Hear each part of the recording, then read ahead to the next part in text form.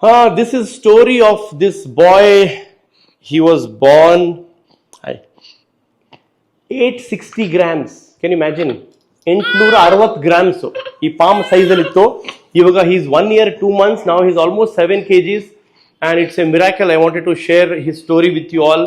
ಜನರು ಸುಮ್ಮನೆ ಕಂಪೇರ್ ಮಾಡ್ತಾರೆ, ಮಗುಗ್ ನೋಡ್ತಾರೆ, ಏನು ಇಷ್ಟು ಚಿಕ್ಕದಿದೆ ಪಾಪು, ಏನು ಊಟ ಮಾಡ್ಸಲ್ವಾ ತಿನ್ಸಲ್ವಾ ಅಂತ ಪೇರೆಂಟ್ಸ್ ತಲೆ ತಿಂತಾರೆ. ಈ ಸ್ಟೋರಿ ಪೇರೆಂಟ್ಸಿಗೆ ಮಾತ್ರ ಗೊತ್ತಿರುತ್ತೆ. 650 ಗ್ರಾಮ್ ಬೇಬಿ ಸರ್ವೈವ್ ಆಗಿರುತ್ತೆ, ಗ್ರೇಟ್. 4 months ICU ಇತ್ತು ಬೇಬಿ, CMC ವೆಲ್ಲೂರಲ್ಲಿ ರಿಕವರಿ ಆಗಿ baby is now doing well. But ಜನರು ಪಬ್ಲಿಕ್ ಏನ್ ಮಾಡ್ತಾರೆ, ನೋಡಿದ ತಕ್ಷಣ ಓಹ್ ಇಷ್ಟು ಬೇಬಿ 1 year 2 months ಬೇಬಿ ಎಷ್ಟು ಚಿಕ್ಕದಿದೆಲ್ಲ ಅಂತಾರೆ. They don't know the past, they don't know what parents have gone through. So please stop comparing the children. Please stop commenting on other babies.